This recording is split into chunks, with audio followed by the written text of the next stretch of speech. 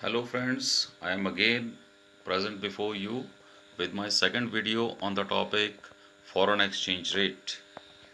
So let's start.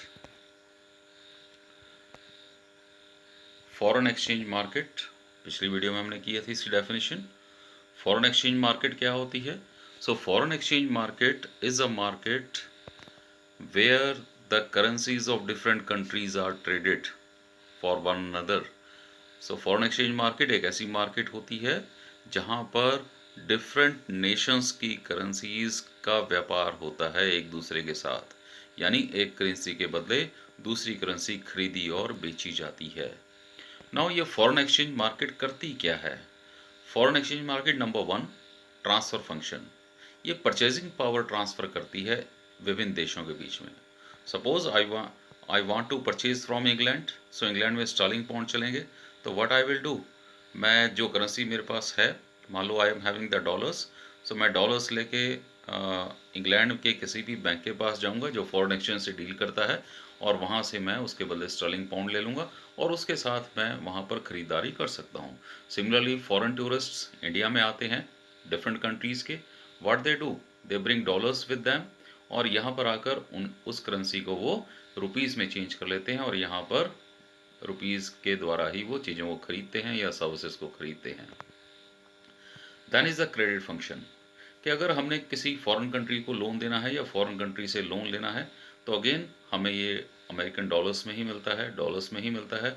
So credit function means the credit channels for foreign trade के लिए या दूसरे purpose के लिए जो भी ऋण लिए जाते हैं, दे आर गिवन और taken in foreign currency, most probably in American dollars, and these American dollars are changed into rupees or some other currencies in the foreign exchange market.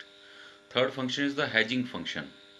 Hedging function का मतलब है कि क्योंकि जो international trade होता है, international trade में जो कमोडिटीज़ होती हैं वो पहले डिलीवर हो जाती हैं, उनकी पेमेंट्स बाद में होती है। ठीक है, या ऑर्डर दे दिया तो कुछ ऑर्डर के बाद ही जो ट्रांजैक्शन है वो पॉसिबल हो पाएगी, कुछ दिनों बाद ही ऑर्डर देने के। तो ऐसे में फ़ॉरेन एक्सचेंज रेट क्या होता रहता है, चेंज होता रहता है।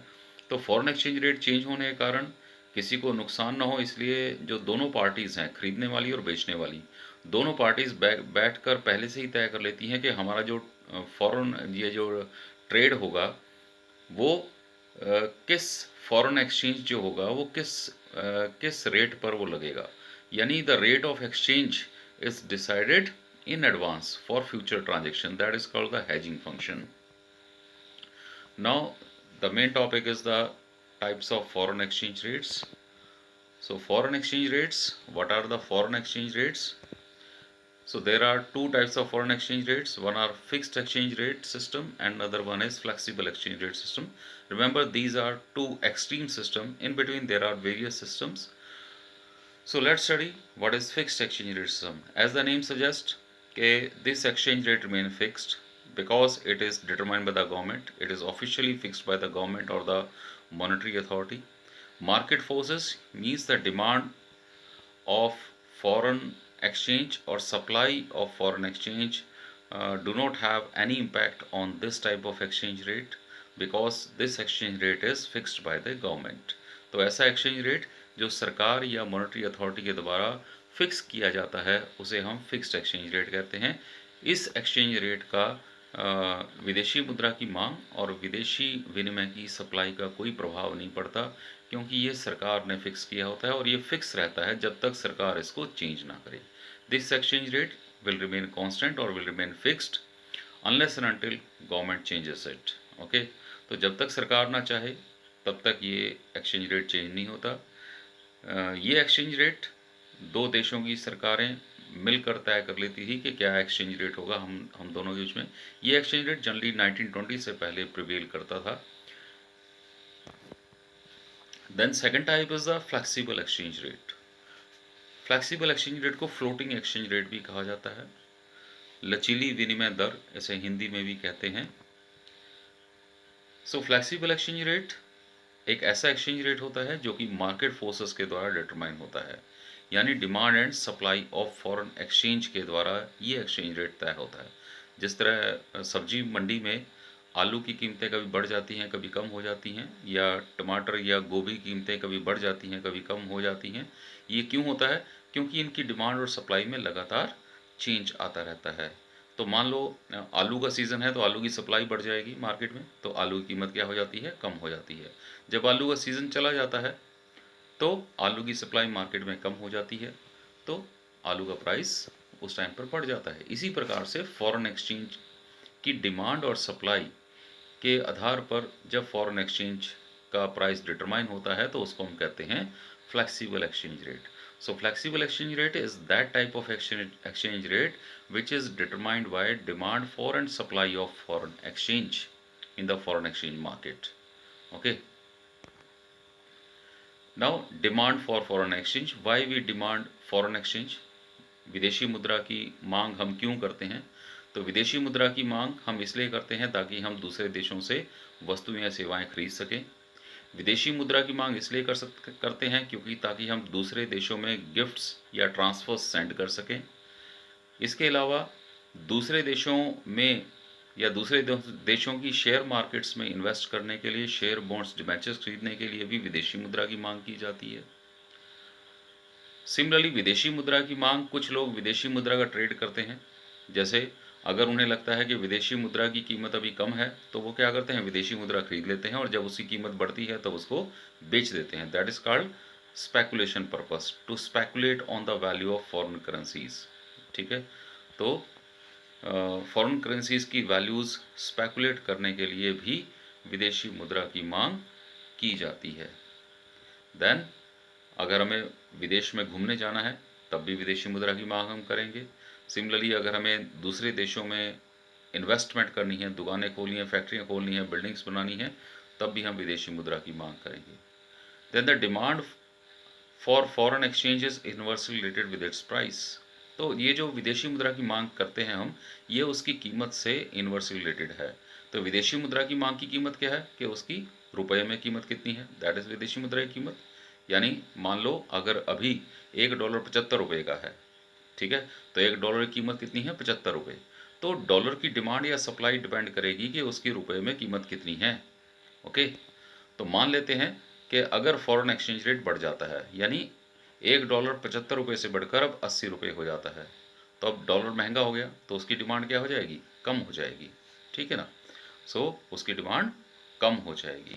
और यदि एक्सचेंज रेट कम हो जाता है तो डॉलर की डिमांड बढ़ जाएगी। कम हो जाता है, मान लो $1 75 रुपये से कम होकर 70 रुपये हो जाता है, तो फॉरेन एक्सचेंज की डिमांड बढ़ जाएगी। तो यहाँ पर देखेंगे ये जो डिमांड कब है फॉरेन एक्सचेंज का, फॉरेन एक्सचेंज का डिमांड कब नेगेटिवली स्लोप होता है। यहाँ पर हम लेते हैं उसका प्राइस यानी रुपीज़ में, और नीचे एक्स एक्सेस पे demand and supply of dollar. So it is inversely related with with the price. Demand for dollar is inversely related with the price. When the price is high, the demand is low, and when price is low, the demand is high. Okay. Then supply of foreign exchange. तो विदेशी मुद्रा की पूर्ति क्यों की जाती है? विदेशी मुद्रा की पूर्ति इसलिए की जाती है when foreigner purchases home countries goods and services, that is called exports.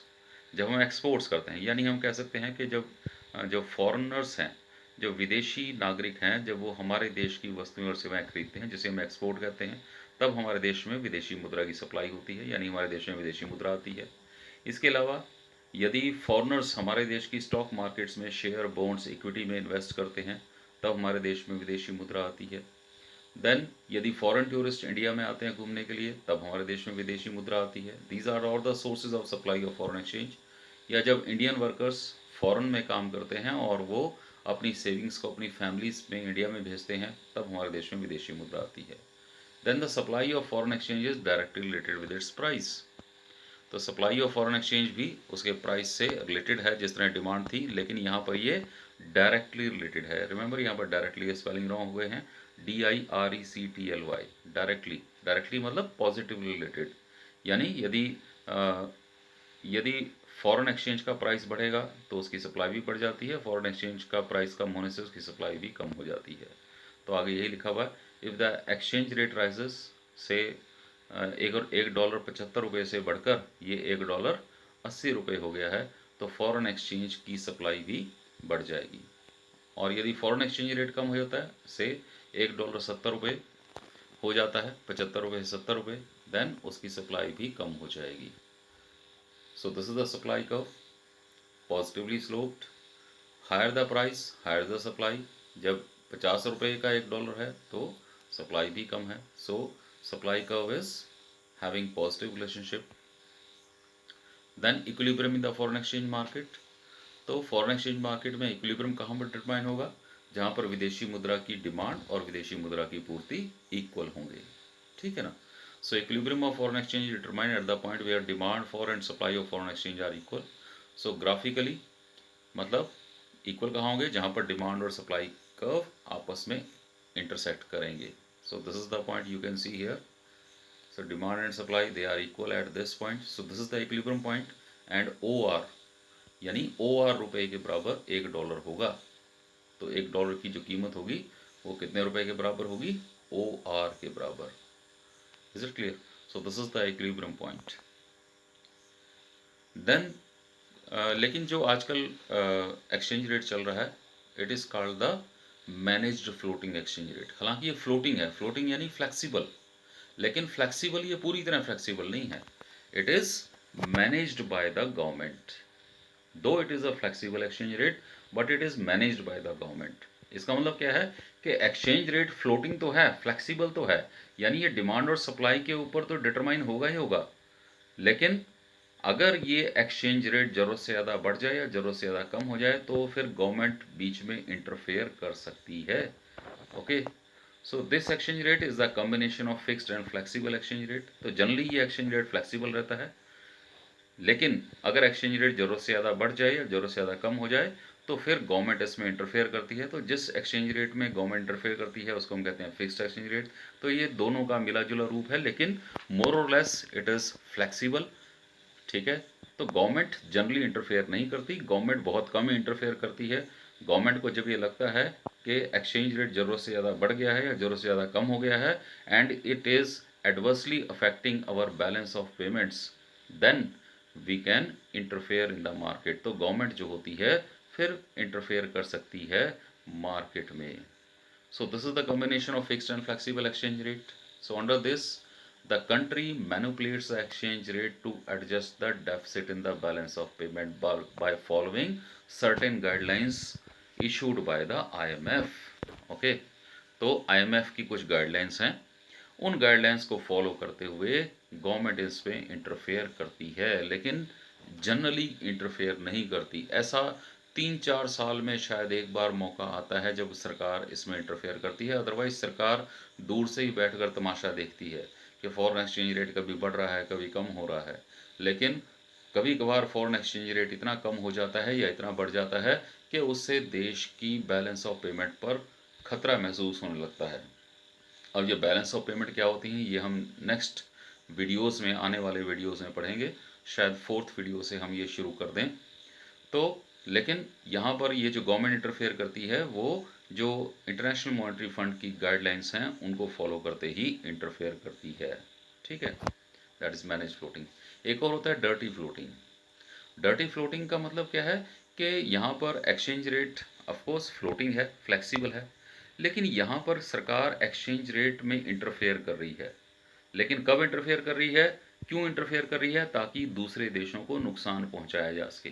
तो जब इस पर्पस के लिए इंटरफेयर किया जाता है तो वहाँ पर IMF की गाइडलाइंस को फॉलो नहीं किया जाता, ठीक है। तो ये डर्टी फ्लोटिंग तब की जाती है जब कोई देश दूसरे देशों को नुकसान पहुंचाने के लिए अपने एक्सचेंज रेट में चेंज करता है। हालांकि ये फ्लोटिंग एक्सचेंज रेट होता है, but the government interfere in the market to change the exchange rate, to control the exchange rate, so as to make losses, so as to uh, make losses to other countries, so that it may have a negative impact on the balance of payment of other countries. That's why the government of a particular country interfere in the market. So this type of exchange rate is generally floating, but the government interfere in the market by taking the objective of making adverse effect on the balance of payment of other countries. So that's why this floating exchange rate is changed by the government, ताकि दूसरे देशों की balance of payment पर negative impact पड़ सके। ठीक है। So if the countries manipulate the exchange rate without following the guidelines issued by IMF, naturally जब गवर्नमेंट ऐसा करेगी तो वो आईएमएफ की गाइडलाइंस का फॉलो नहीं करेगी। तो इस तरह के से जो एक्सचेंज रेट तय किए जाते हैं उसे हम कहते हैं dirty floating. Okay, so this is all about the second video. I hope कि आपको समझ में आया होगा। फिर भी अगर आपको कुछ समझ में ना आया हो, आप कमेंट कर सकते हैं, तो I will definitely answer you. Thank you very much.